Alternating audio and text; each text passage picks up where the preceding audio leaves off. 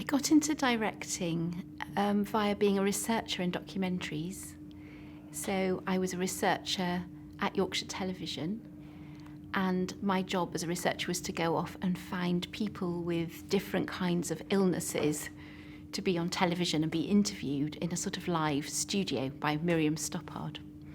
And I thought, my goodness, this is so interesting, just talking to real people about their lives.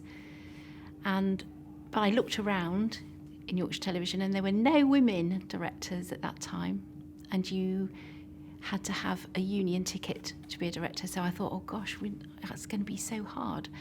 But a friend of mine who's also a researcher and I decided not to be put off by this terrible fact of no women directors.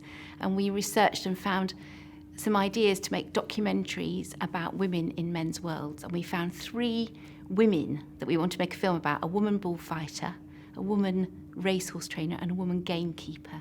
We went to the head of programmes and said, please, can we make these? And waved our proposal. Absolutely, I do not know why he said yes, because we really didn't know anything about filmmaking. He said yes. And that's how I got to make my first documentary. And I went into directing via documentaries and ended up making drama.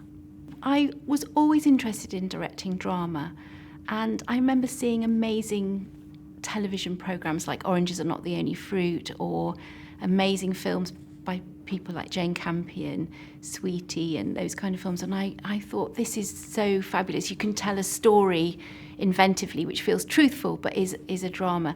So alongside my documentaries, and I think those sort of films have influenced the way I made documentaries as well, I was always looking for the chance to make a drama. And I used drama in my documentaries as well.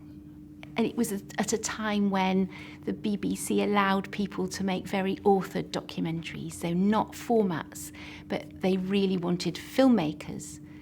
And people noticed that these documentary makers like Paul Pawlikowski or Dominic Savage or me or Penny Wilcott were making these really quite wild, inventive films, and they wanted a little bit of that in drama. So we were all invited to come into drama and make a film. So that's how I got into drama. All my films, I feel like, are based in real life. 5 Daughters was based in real life, but used a sort of genre of thriller. And then 3 Girls was also very much based in real life, absolutely based in real life. And that was like a miscarriage of justice story. So even though you use genre to tell these stories, they're all still based in real life. Call the Midwife was based on a memoir, all from real life again. And that was like a precinct drama, wasn't it? All the nuns around doing their thing. With 3 Girls, it was the same group of people who I'd made 5 Daughters with. And so I was very, very lucky to be involved in the research right from the beginning. And the writer, Nicole Taylor, and I, and the producer, Simon Lewis, we all came together and met the real people involved. And as a director, that was absolutely crucial for me to listen to those people, those young people, the young girls telling their story. And we met them many times. And also the whistleblowers, Sarah and Maggie Oliver. I can't tell you how important that was for me as a director when I actually came to direct it, when I came to cast it, when I came to imagine how it should be filmed. I think if I hadn't spent those times listening to the real people, I wouldn't have done such a good job for them, if you see what I mean. I think with a subject like 3 Girls, which deals with very difficult subject matter, you have to be very careful who you choose to be in your cast.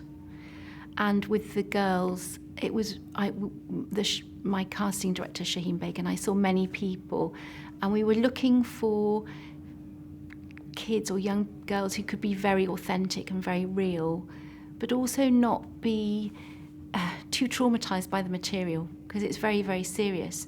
So we needed people who had a maturity about them to be able to be involved in it and realise the kind of weight of what they were doing, that they weren't just pretending anything, they were actually portraying things that had really happened.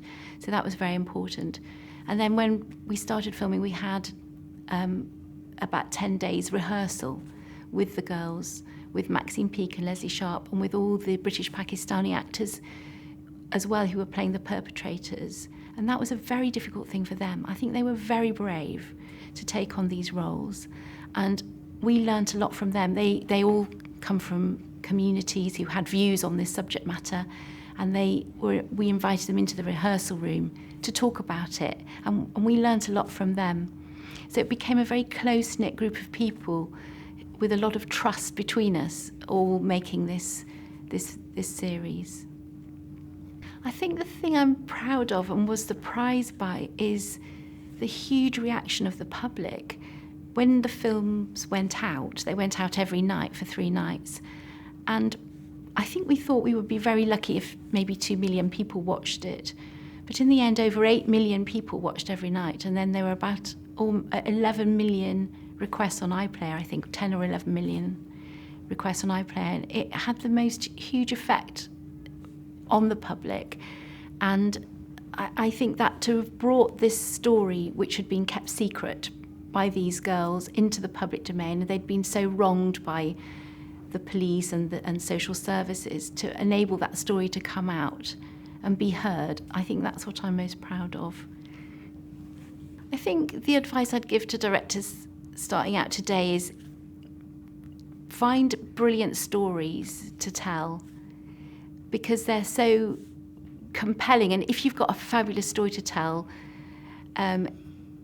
you'll know how to tell it. That sounds a slightly odd thing to say, but what the story is can give you the clues in how to tell that story, whether it be a 10-minute short film or an episode of something, or even a long series.